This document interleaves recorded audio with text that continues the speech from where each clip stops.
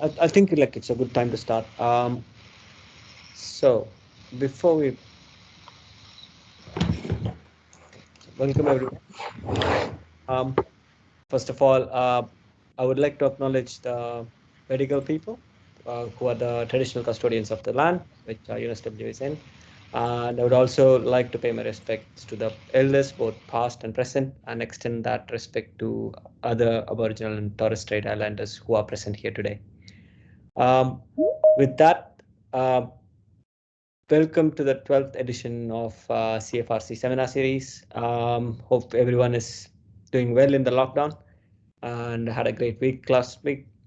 This week looks like, let me just check today's, it looks like New South Wales have crossed 80% in terms of first dose vaccinations.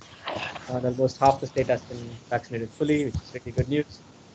Looks like we're on track for um, being back in campus soon. I'm looking forward to that. And so moving for today's talks, we have like two speakers today. The first speaker is Hojun Lee, who is a PhD student at UNSW. So he has been doing a MS PhD combined degree program with Hanyang University and UNSW. He is from a urban and transportation engineering background. He's done his bachelor's from Kyonggi University in Korea, and he is working with the Value Australia project in applying machine learning and deep learning models to our valuation, national valuation model. So with that introduction, I'll hand over to Hojun. Over to you, Hojun.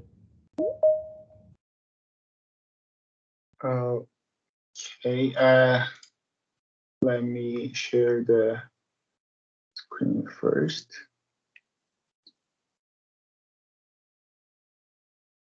Can you see my screen? Yes.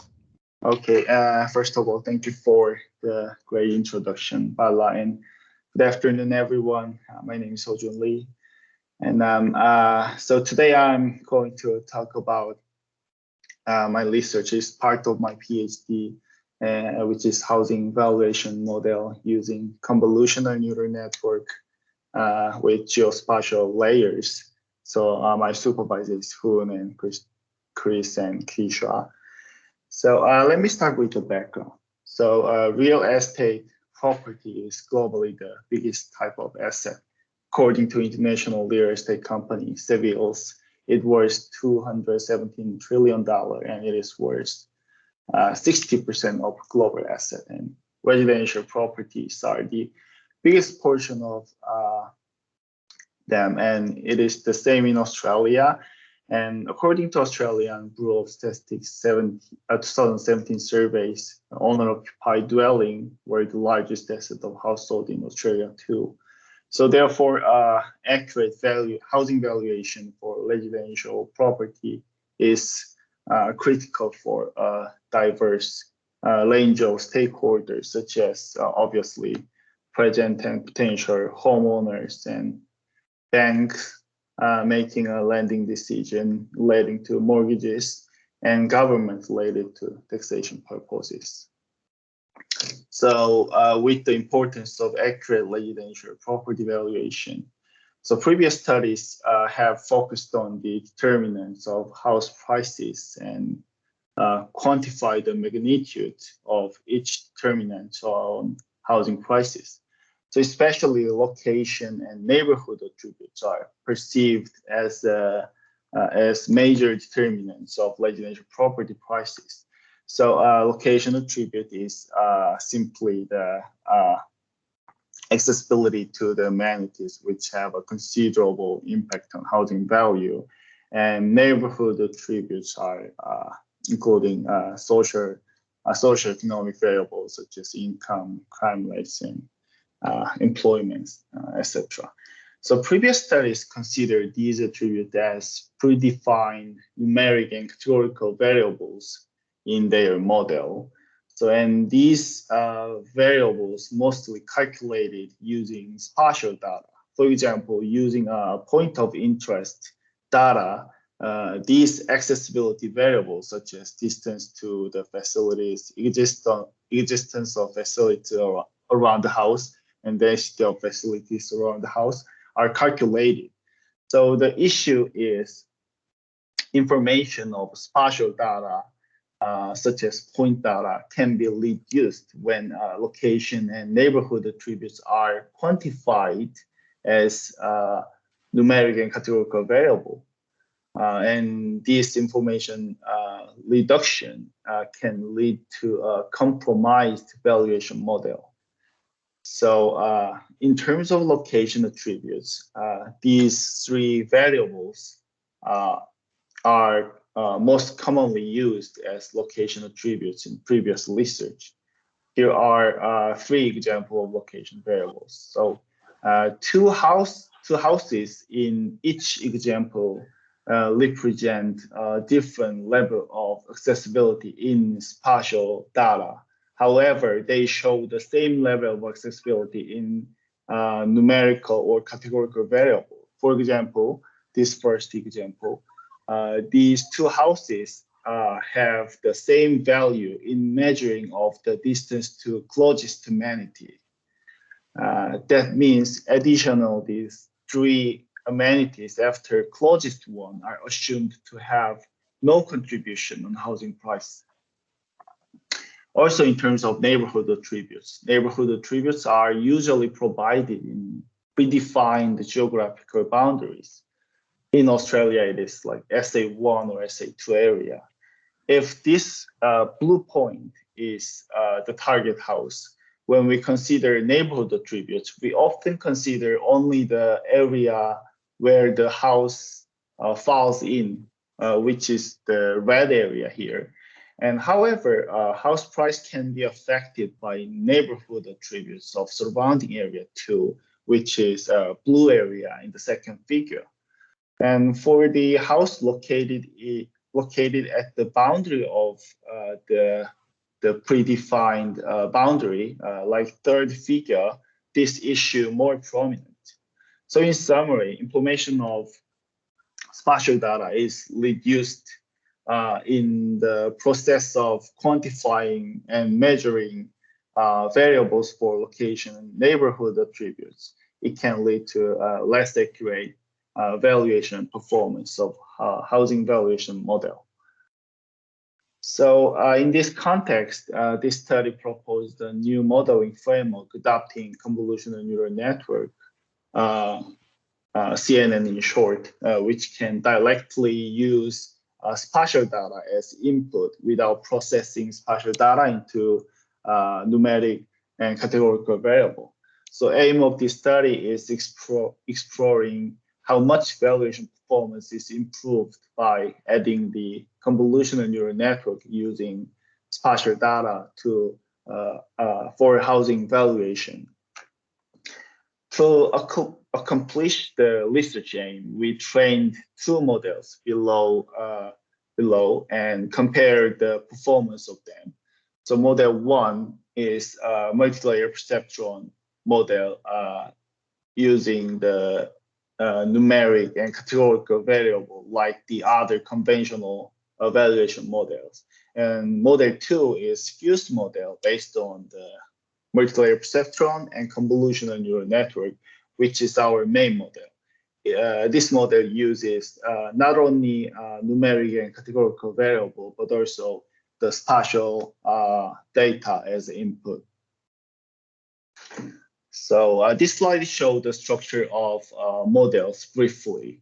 So model one is multi-layer perceptron model, which is the benchmark model. It extracts the features from numeric and categorical variable, and it evaluates the housing value using those features.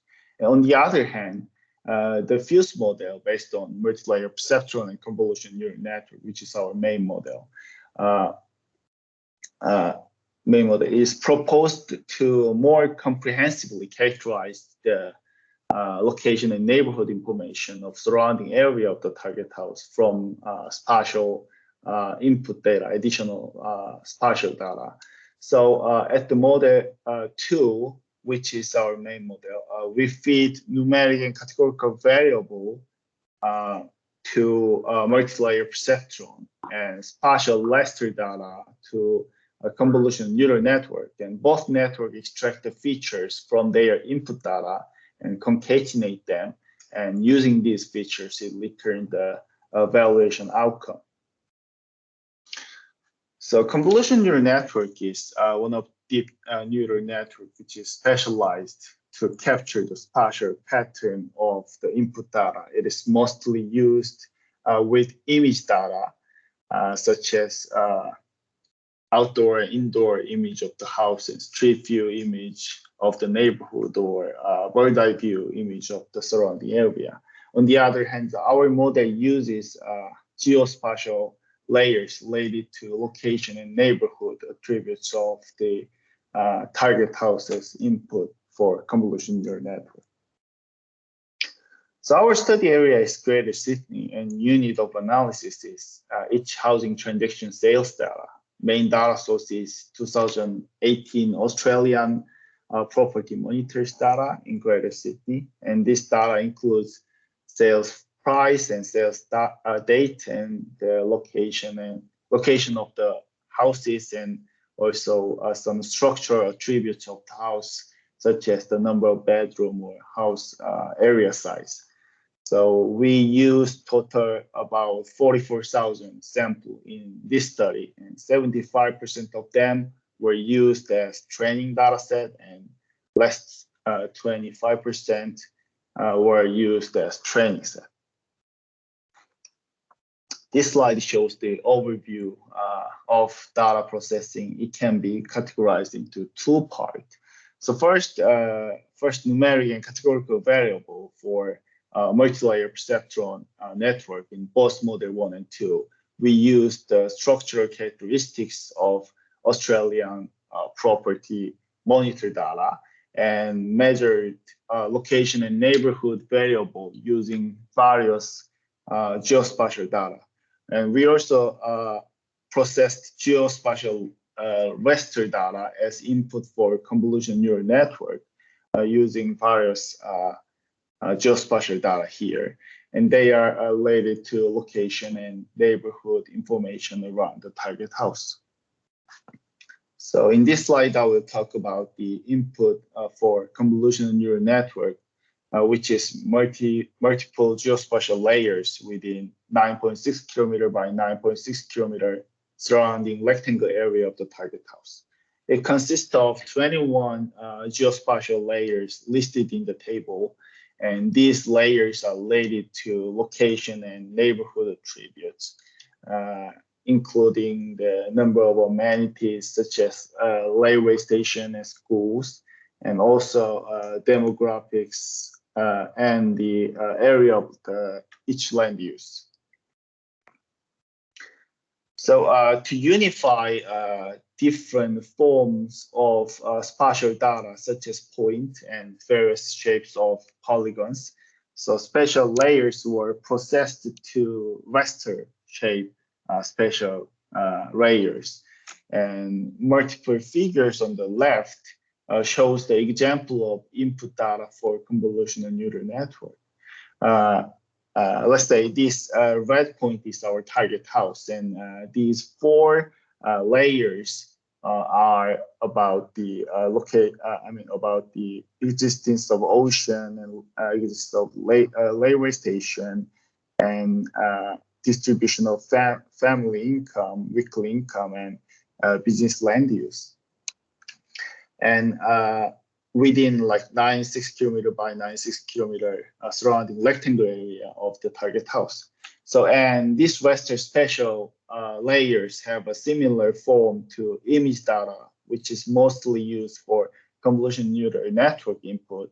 So it is easy to use as input for convolutional neural network too. And this table shows the list of variables for multi-layer perceptron input. For multi-layer perceptron are total 63 numeric and categorical variables related to structural, location, and neighborhood attributes.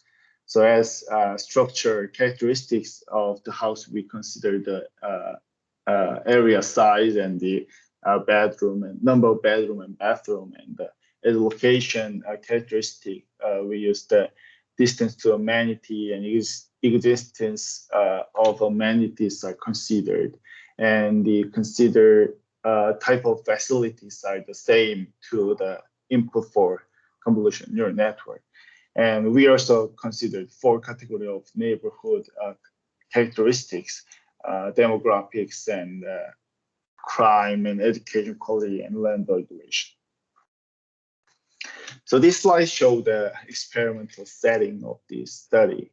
So as I mentioned, multilayer perceptron is benchmark model to compare the performance to our proposed Fuse model, and its input data is 63 numeric categorical variable.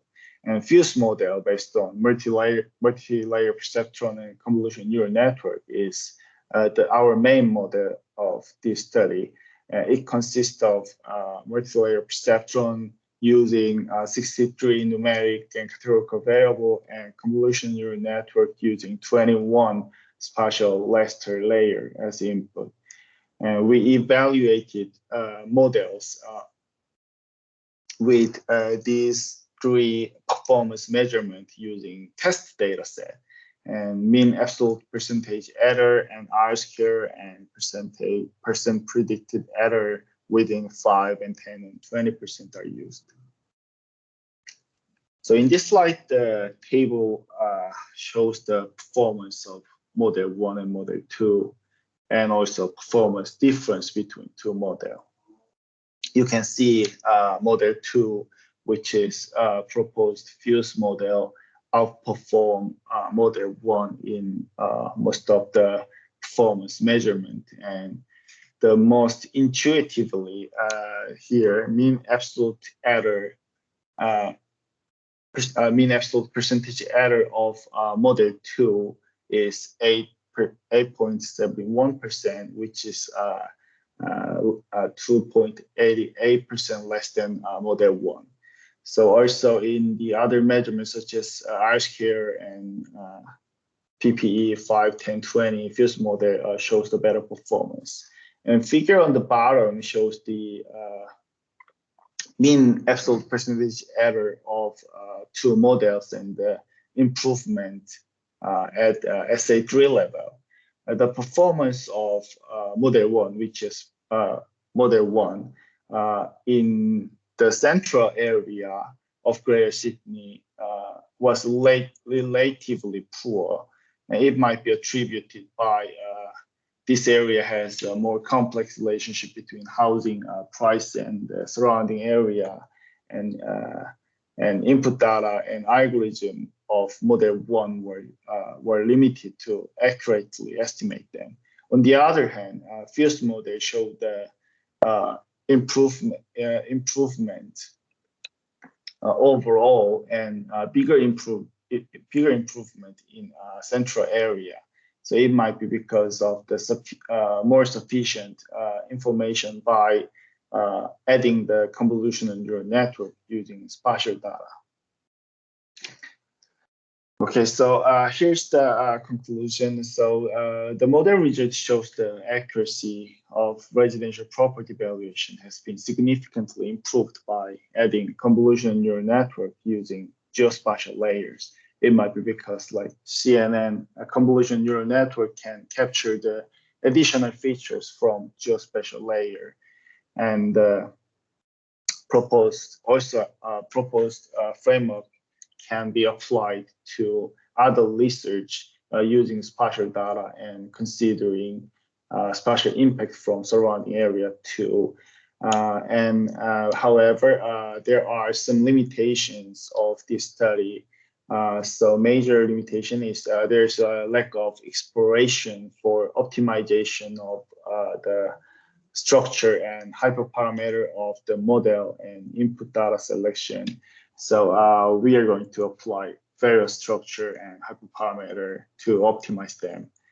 And also we are analyzing the relationship between the distribution of performance improvement between 2 models and characteristics of area, so can know which area this Fuse model especially works better. Yeah, that's it for today, and thank you for listening.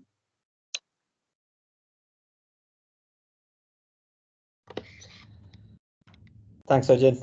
That was a really interesting presentation. And I'll open the floor for questions. You can type in the chat, I'll read it out for you, or you can just like directly ask him as well.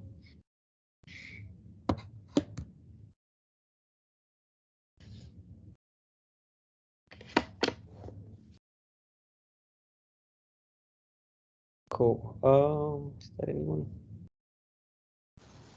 Quick one for me, Yeah. Fernando. Fernando from TSI. Hujum, have you done any analysis in terms of performance around the type of the properties? Like, you know that like markets like strata properties sometimes behave different from, the standalone freestanding houses. Have you done any analysis in terms of this kind of, variance in performance depending on the type? Thank you for question. Actually, I haven't tested the variance between the property types, but in this model, I only use the non-strata property. But I think it works to test your point. Thank you.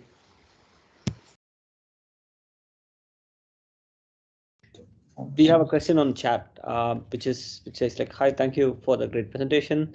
Have you tested the performance of CNN model without fused with the MLP?" Oh yes, I actually did, but I don't remember the exact performance, but it was not very good. I think it is because only individual convolution neural network cannot consider the major variables about the housing characteristics, such as the number of bedroom or area size or something. I think that is the reason. Yeah. Okay. That answers. Reg has another question. He says, "Great stuff. I was wondering whether you have any thoughts so far on the distribution of your mean error.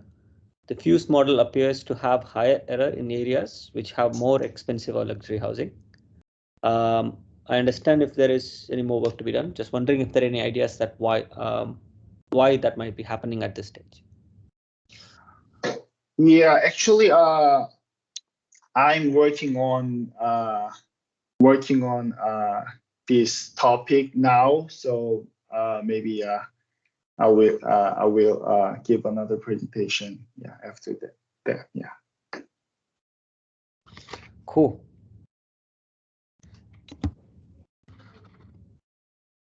Any other questions?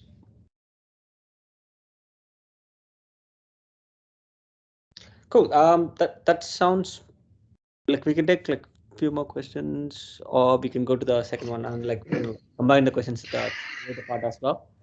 Thank you. So thanks very much for your presentation, Hojan.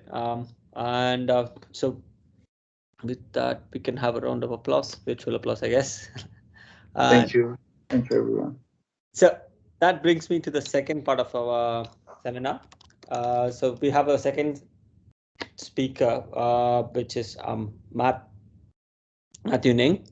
So Matt is from. So I know Matt like since we're in UCL. So Matthew is also a part of the Value Australia project. So he's a postdoctoral researcher with CFRC, and he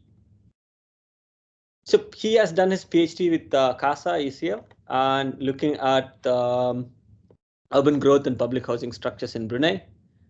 He has interests in accessibility and its derivation of transport network on population and property distribution. So with that introduction, I think I'm going to hand over to Matt Ning to talk about Coloring Australia, a project in obtaining building level attribute data. Over to you, Matt. Thanks, Bala. Just let me quickly share my screen. Can you guys see the presentation? Yes. Yes, and this isn't the one with the notes, yeah? just to be sure. Cool. I guess I'll just take that as a yes. So right, Yeah, cool. I'll great. be talking about presentation the Colouring Australia project. So the Colouring Australia project is a yeah, we're a spin-off. We're basically a tool that's going to be developed with the Australian Housing Data Analytics Platform, which is a new grant that new project that we got this year. It's ARDC funded, and in the UNSW team, it's me, Chris, Henry, and Ali and Bala who are part of it. So essentially, Colouring Australia it aims to be a new digital platform focused on voluntary geographic information, and this is done at the building level, and it's in partnership with the Colouring Cities research program. So the idea for Colouring Cities actually it spans quite way back. So I think at least in London, block level attributes haven't been done since the war. So this is the Charles Booth map, and it was made in 1989. And coloring cities follows basically on the same sort of like tenets in trying to get the same sort of granularity here. So we focus at the building level, and we focus also on obtaining quite a number of different attributes that spans things like energy, urban analytics, demographics, social sciences, and sustainability. And that's because we often forget that the built environment is a very multi-dimensional subject, and I think without without a holistic view of it, we cannot really fully understand it. So Colouring Australia, we're trying to be this one-stop shop for quite a lot of well, at least for the majority of data needs that any researcher could want. So the aim here really is to provide the most relevant data to the highest number of people with the greatest accuracy and the largest volume. So I'll briefly talk now about the Colouring research program. So the main tenets here for the program is that we aim to be accessible, open, transparent, and reproducible. So these are the main guiding principles if any one of us were to join the Colouring Cities research program in another country. So in particular, I want to stress the open part of this, the tenets. So we use open data inputs. Essentially, Big Maps here is a free data source for the building footprints that we're using, and we also have open data inputs and in terms of user participation, where data is given to us voluntarily. We also have open source codes. So this essentially another coloring city, like Colouring Seoul, say, could be forked from the GitHub and deployed almost instantaneously if anyone wanted to do it. And the last main tenet about this is that it's open access data. So all data generated here, all data generated and collected by Colouring City is open for researchers, they're open to students, the public administration to do so as they wish. So our main partners here with the project started in 2017. We have Colouring London. It was back when I was in UCL with a friend of mine, Polly Hudson. And since then, we've expanded to Colouring Beirut in 2018. In 2019, the Colouring Cities program was established with a lot of these public institutions in London. In 2020, we joined Colouring Australia along with Colouring Bahrain. And in 2021, we now have Colouring Dresden, Colouring Greece, and Colouring China. So building level data sets for Australia. So our main partners here in Australia are really a mix of public and private institutions. We have a presence in every major city in every state in Australia. And we have a good mix of partners that range from public and private institutions that essentially enable us to consolidate and integrate quite a lot of the data into Colouring Australia. And this is because a lot of partners are custodians themselves. And we've got very experienced developers here, so we're hoping at least to be able to push Colouring Australia out as a product quite rapidly. And so I think this is important because this, taken together, we're able to push quite a lot of the public initiatives surrounding smart city strategy, from digital twins, transportation studies, to public participation. And if we consider as well our work with our global city partners as well, I think there's quite a lot. We're quite a strong knowledge exchange platform. We can leverage on their expertise in other universities. For example, in UCL and their work with the local council, they're using NLP with Colouring London data to analyze planning applications. In the Turing Institute with Flora and Pani, we're doing procedural modeling and 3D modeling of London. I'll show an image of that, a video of that later. And they also do inferential computation, which is essentially quite a lot of machine learning models deployed on the data generated by Colouring Cities to impute attributes such as age, building materials, depending on what's surrounding it. So this, I think, saves quite a lot of time and quite a lot of expertise as well. So we're quite lucky in that sort of way. So for us in Australia, what cities are we going to deploy to? We're aiming for these 6 cities. Colouring Sydney is actually developed already, but it's behind a firewall right now while we wait for a few of the the back-end things to be ironed out. But we're planning on Melbourne, Hobart, Perth, Adelaide, and Brisbane. And what data are we collecting? So we're looking at these 12 main themes, and each of them have different subcategories. I'll go through some of them. I think the ones that are most relevant to us in the next slide. So location, we're looking at and more of a how complete the data is in each of these cities and each of these buildings in particular. Current use. This is land use in London as well. We're looking at quite granular data here because in Sydney we use land codes like R1, R2, but for areas of mixed-use development, this becomes quite difficult to obtain because the data is aggregated. So by leveraging on people coming in and inputting the data, we're able to have quite a fine view of land use within an area. Building structure as well is quite important. This is often held by custodians like the BG.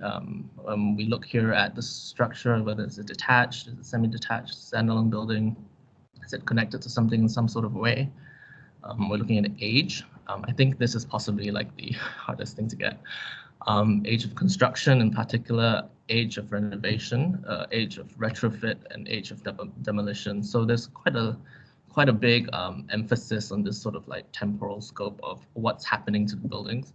So, and this data is actually held by quite a lot of people in Australia, but it's often behind paywall, so it's quite difficult to get, and it becomes a very significant barrier to research on the built environment. So in London, this access is often stopped because of privacy issues. It's very vague in that sort of way. In terms of planning, we're looking at conservation and heritage at the most basic level. We look at particularly communities here and what they think is like a building, whether or not a building is considered valuable to their community. So that's sort of like social capital value. And we're looking also at sustainability here, so energy ratings, star ratings, and EPC ratings. So now I'll just probably since the project is quite in quite an early stage of development, we're looking at these are applications that our partners have done, and also some like spin-offs that I've sort of like cherry-picked online.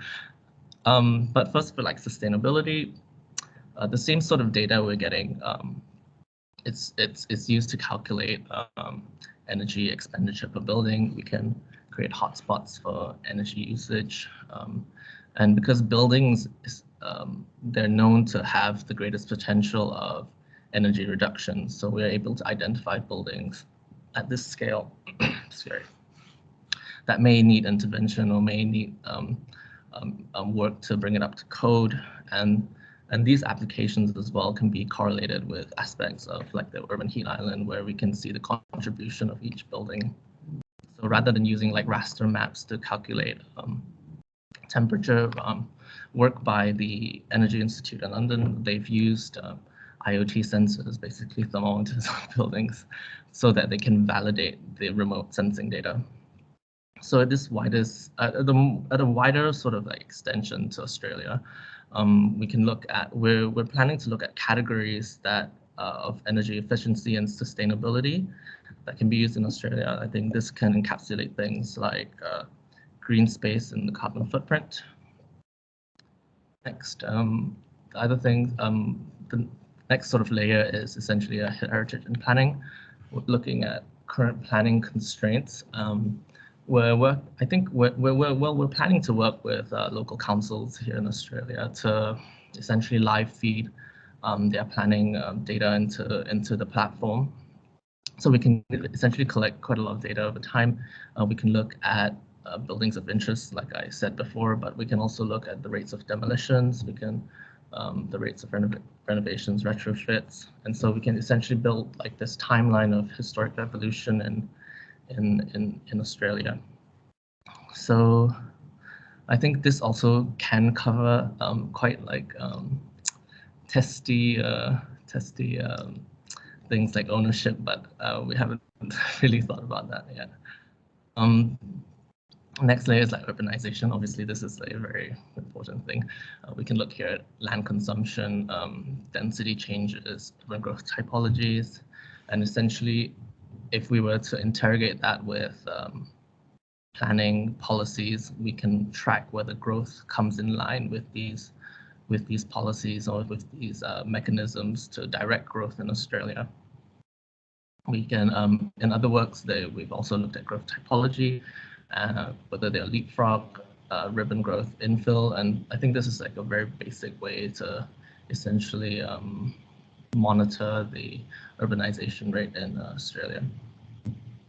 I think next is urban structure. This is very important.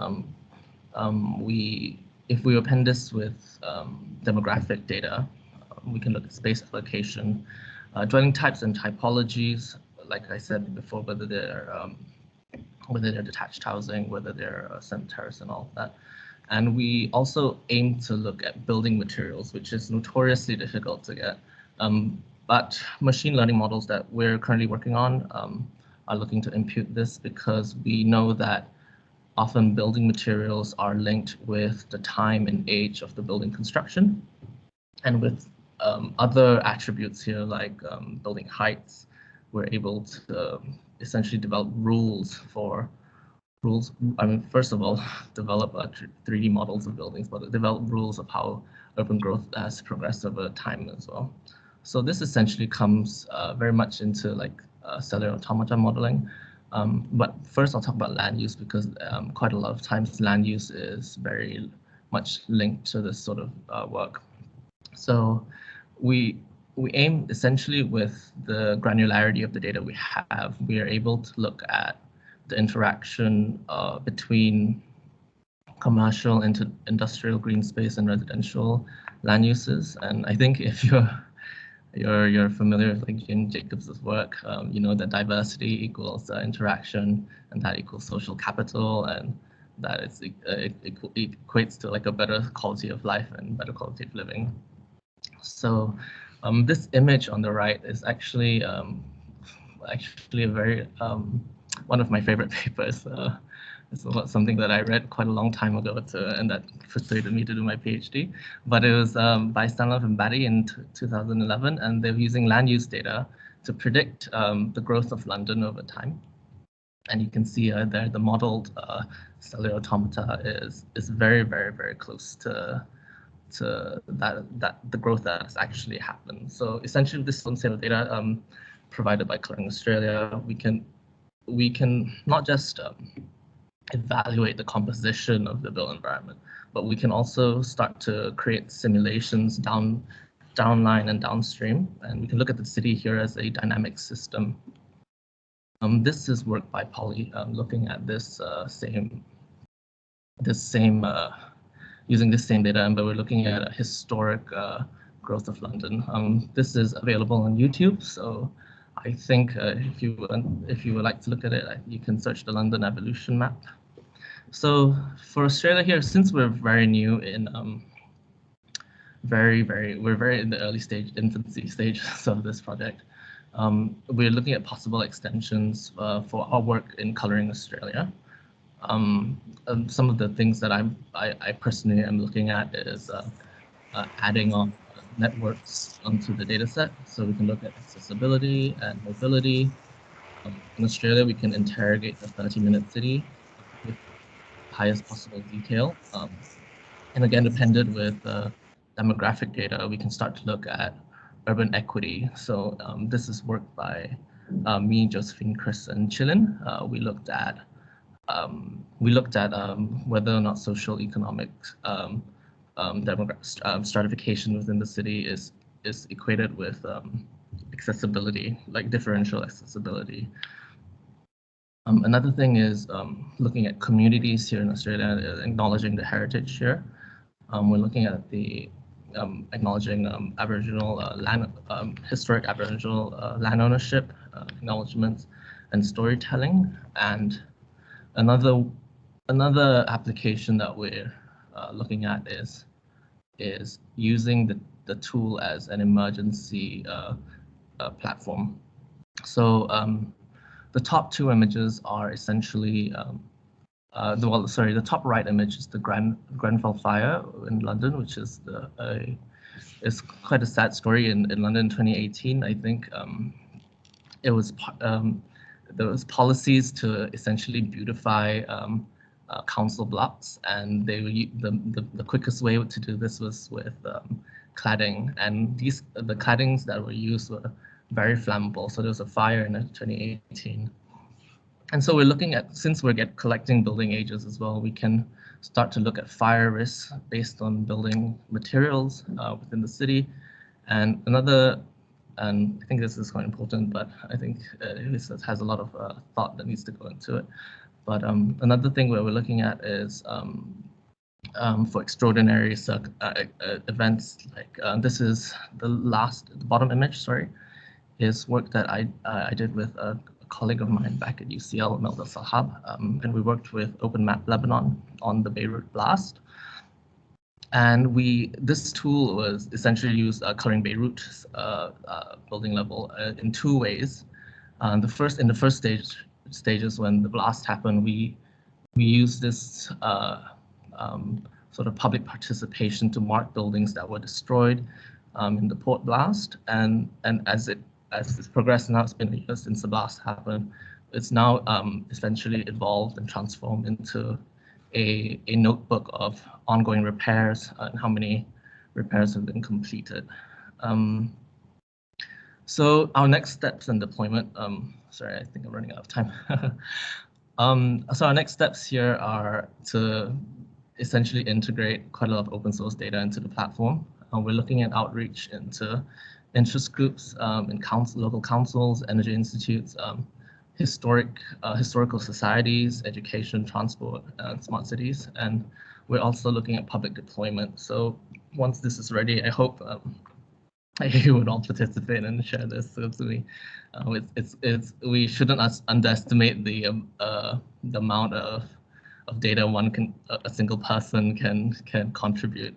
I think in the UK there was one person that contributed 40,000 very high quality entries to each building. Yeah. And if you have any recommendations on how we can extend the program, you can email me here. Cool. And then that's the end of my presentation. If you have any Thanks very much. That was comprehensive look at the project. Thanks very much, Matt. And I would like to open the floor for questions for Matt. So I'll start with one. So as we go along, so basically, my question would be, so what are the specific, like Australia specific challenges you see in this project, like moving forward, or like we already have encountered?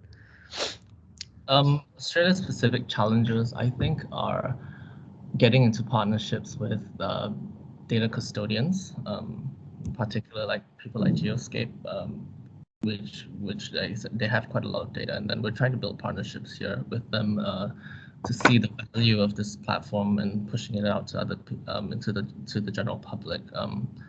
I think engagement as well is a tricky one as well. Engagement, it's some. I think finding the right people to get on with the project, I think is a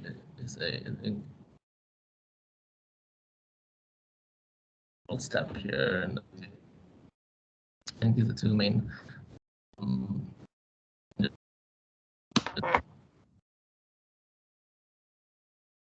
Yeah, I guess Will.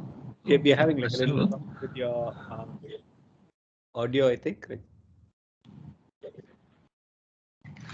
Sorry, you can't hear me? Yeah, so that was like you cut off for a bit there in the last. Oh, sorry, I was talking about our partnerships with current data custodians and trying to engage the public in Australia to latch onto the platform.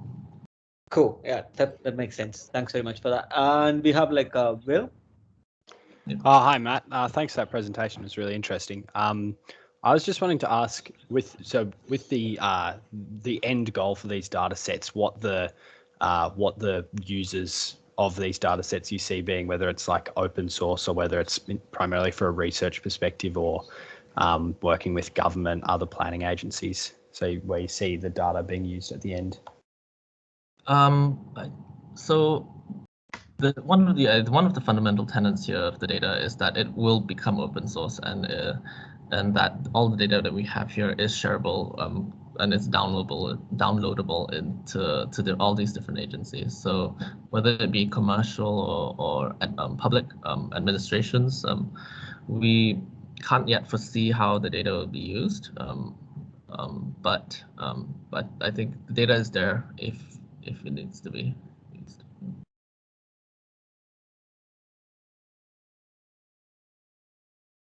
Is there any, Hun, is that you want to speak? The other question. Yes, had great presentation. I think your visualizations actually make us better understanding the structure of the cities and urban form. My question is related to the kind of unit of analysis. I'm not sure you actually provide very fine detail geographic unit.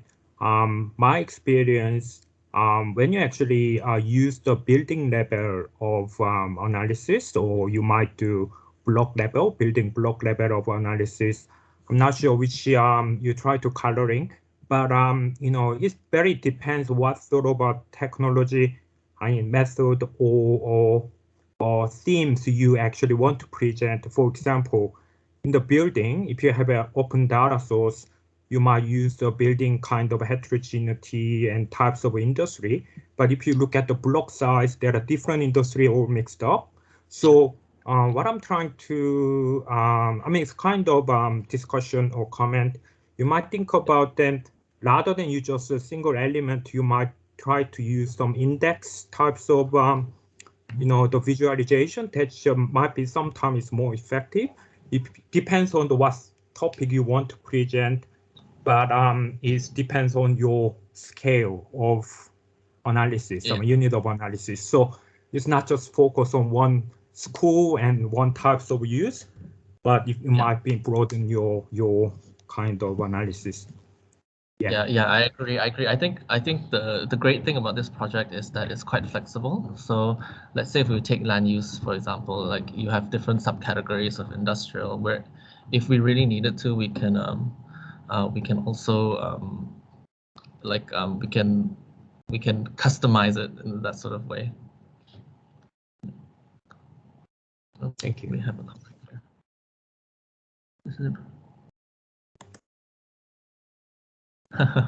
We've got a job offer on the website of the chat.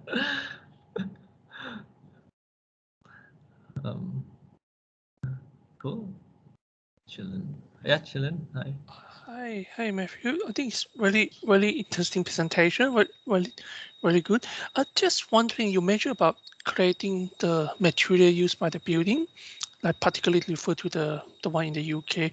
I know there are in Australia there are many buildings probably have the same issue, and many of them probably, I think many of their strata had putting money to get collecting money to rectify it. I'm not sure whether you got the data on that because how many buildings have the creating issues and how many has been rectified or have a plan to rectify. That would be big things if you have the data. Yeah, definitely. I think that's something that we're trying to like. We'll have to. I think in the next few years we'll need to like push out to the relevant councils to get that data. Yeah, and Yeah. retrofits and or renovations. Yes, It's very yes. important data. It gives like city metabolism. It's just Yeah. Thank you. no thanks. We have like quite a good amount of time for like few more questions. Fernando, yeah, over to you. Oh, I'm Matt. scared of Fernando's question. No, you shouldn't. No, I was just looking because you are going over many cities, right? And I was just thinking if there is any thought about normalization of data across the cities. As you show, to give an example, in Sydney you have like a zoning in R1, R2, and that's a set of codes, right? That New South Wales use. But when you go in Victoria, this codes completely change. So Melbourne. So are you guys thinking in terms of that this data should be normalized for national analysis of land use, for example, or they pretty much will follow what the states using in each city, or we should be thinking is in a national? Again, I think there is no right or wrong here, but what is the thoughts around this? No, yeah, I think you're right. I mean, like transferring the platform to Australia as well is a big deal. Because what we're I think the key thing here is that we're using quite a lot of general land use types, and because land use types themselves they will have a lot of similarities across different cities. How many sort of like designations can you give to a mixed use land, but that sort of thing, normalization, I'm not too sure, because I'm not sure how you would normalize categorical data, but I think we're able to give at least common general land use types across all cities in Australia. I think that's a possibility. I think the best, just to add to that, I think best practice would be how OpenStreetMap organizes across the world. So they do standardize some things, but it's up to the volunteers to organize and get so there is a broader guideline, but there is not a strict way of doing it. So there is a lot of diversity within different ways of mapping and naming things. At the same time, there is overall guidance. Thank you. I have a see the hand. Marcus. Hi, thanks for the presentation. Sorry if I missed this detail, but when are you expecting to reach the level of deploying the data? And in terms of accuracy, it will be very complicated to get the information that you want for all the buildings in the cities that you indicated. You mentioned several imputation procedures. To your knowledge, based on the case studies that you mentioned, what is the level of accuracy of those type of procedures that you use to impute data?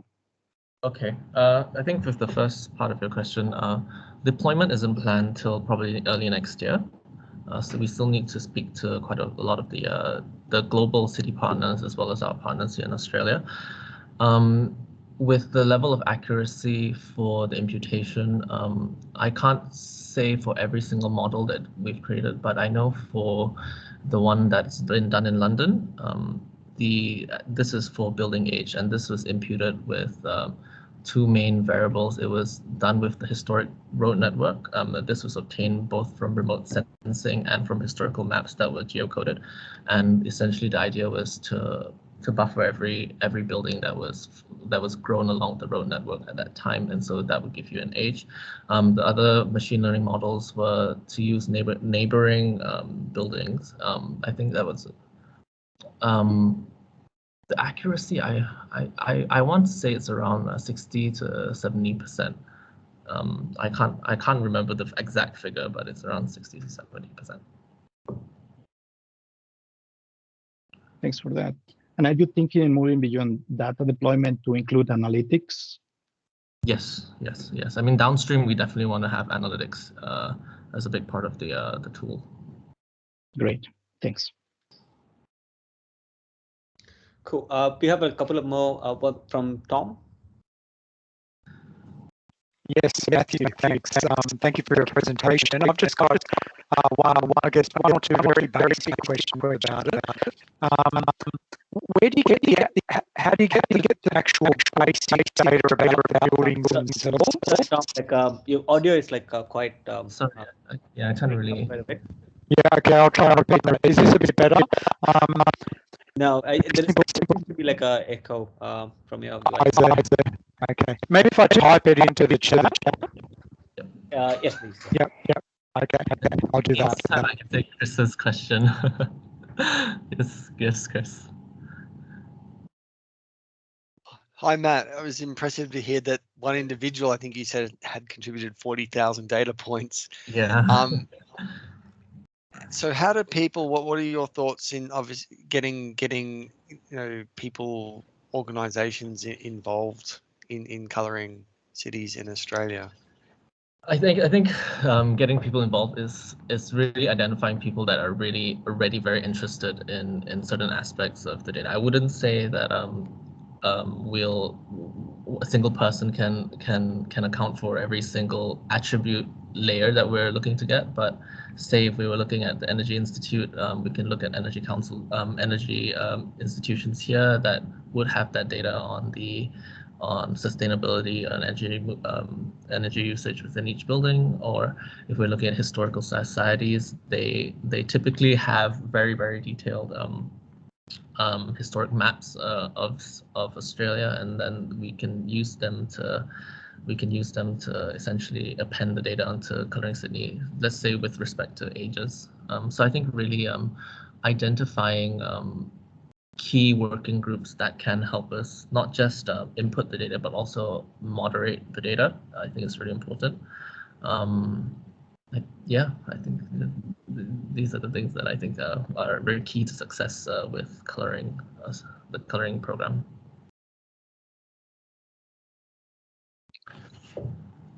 Thanks, Matt. Cool. So we got the question from Tom on the chat. What is the data source for the actual buildings itself, and can this system identify secondary dwellings? So the data source for the building footprints, you mean? I think if you do mean that, it's Microsoft Bing Maps. We're using the Bing footprints, and it's a free data source that you can download. They obtain the building from remote sensing models that they've outlined polygons for the building. So that's what we use. Identifying secondary dwellings and an address from the Microsoft buildings, I'm not too sure, but I think from the VGI themselves, I think we can include that as a data category to include into the entire into the platform.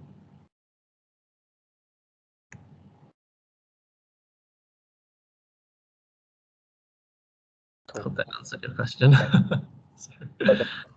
I think so. We have just about 5. Yeah, so we are right on time. So we kind of had a brilliant in terms of time. So thanks very much, Matt, and it was a really interesting presentation to go through. And so we have the recording. So we're recording the meeting. So we'll upload the recording to our website. And to finish, the next seminar session has been finalized on 15th October. So we still haven't. There might be some changes to the dates depending on the recharge week, which has been planned by UNSW. So on that, like I'll keep you guys updated on that in the next week. And so basically, like we have our seminar series website, web page in our website. I'll put that in the chat. So we already have like 3 more talks planned till November, and there's one more which has been finalized as we speak. And once like, so we keep track of the talks here and register there from whichever you want to. And finally, I would like to thank everyone for coming to the seminar, and hope to see you all next time. Thanks, Bala. Thanks, everyone. Thanks, everyone. Very good.